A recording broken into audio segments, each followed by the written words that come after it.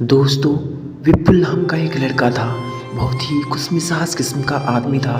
कुछ दिनों पहले ही उसका कॉलेज में एडमिशन हुआ था। वह इतना मस्त था कि अब सारी क्लास उससे खुश रहती थी। कभी अगर वो कॉलेज नहीं आता तो क्लास में सूनापन छा जाता था। दिन बीतते गए और समय निकलता गया, लेकिन विपुल की ज़िंदगी में खुशियों का अनुपात कम हो गया था। वो क्लास में बिल्कुल चुपचाप बैठा रहता। कोई कोई उससे पूछे तो बताने को तैयार नहीं था। पूरी क्लास में सन्नाटा छाने लगा। लेकिन एक दिन उसके टीचर ने उससे पूछ ही लिया कि विपुल, तुम्हें बताना ही होगा कि तुम इतने दुखी क्यों हो। जब तक अपने अंदर दबे बोझ को हल्का नहीं करोगे तब तक कैसे खुश रहोगे। हिम्मत करके उसने बताया कि वो एक लड़की से प्यार करता है। अब वो उसे छोड़कर चली गई है, इसलिए वो बहुत दुखी है। टीचर सारी पिक्चर समझ गए। उन्होंने कहा कि तुम शाम को मेरे घर आ सकते हो। उसने कहा हाँ ज़रूर। जब विपुल शाम को टीचर के घर गया तो उन्होंने उससे पूछा कि तुम क्या लेना पसंद करोगे, चाय या लेमन शरबत।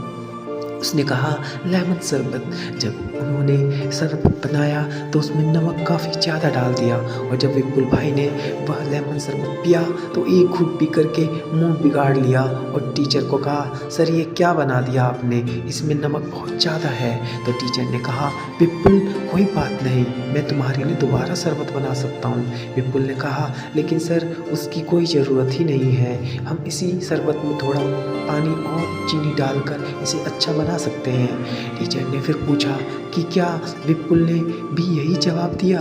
अब टीचर ने कहा कि मैं तुमको यही बात समझाना चाहता था, इसलिए मैंने जानबूझकर लेमन शरबत में नमक ज़्यादा डाला और तुम्हारी ज़िंदगी में भी नमक ज़्यादा हो गया है, तो तुम सिर्फ उसमें ज़्यादा से ज़्यादा चीनी मिलाते जाओ। कुछ ही दिनों बाद नमक की मात्रा कम हो जाएगी और आपकी ज़िंदगी पहले से भी खुशनुमा बन जाएगी।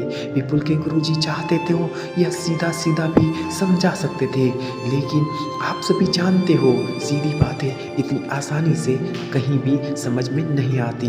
जो ज्ञान प्रैक्टिकल से मिलता है वो हमेशा याद रहता है, और ऐसा ज़िंदगी का ज्ञान तो हम उम्र भर नहीं भूलते। अब विपुल के जीवन में चीनी की मात्रा बढ़ने से खुशियाँ बढ़ रही थी। उसने अपने गुरु के चरण स्पर्श किए और उनका धन्यवाद दिया। अगर वह इन बातों को अंदर ही अंदर दबा के रखता और विरह की अग्नि में जलता रहता तो गुरु कैसे समझ पाते।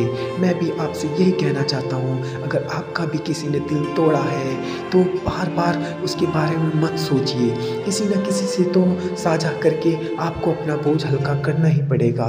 और अगर आपको कोई भी ऐसा इंसान ना मिले तो आप क्या करोगे, उसका भी तरीका बता देता हूँ। आप अकेले में कागज़ के ऊपर वो सारी बातें लिखिए जो आपके दिमाग में आंधी की तरह उड़ रही है। XYZ कैसी भी बातें हो लिखिए, और लिखने के बाद देखिए दिमाग को कितना रिलैक्स मिलता है, क्योंकि काफ़ी सारी गंदगी दिमाग से निकल चुकी है, बाकी की सतह ही निकल जाएगी।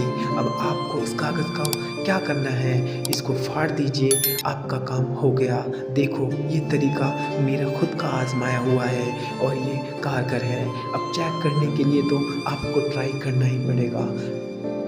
मैं खुद फ़ैन हूँ उनका, करोड़ों लोगों का जीवन बदल चुके हैं। तो कुल मिला के बात यही है, आप मेल हो या फीमेल, ये तरीका दोनों तरफ काम करेगा।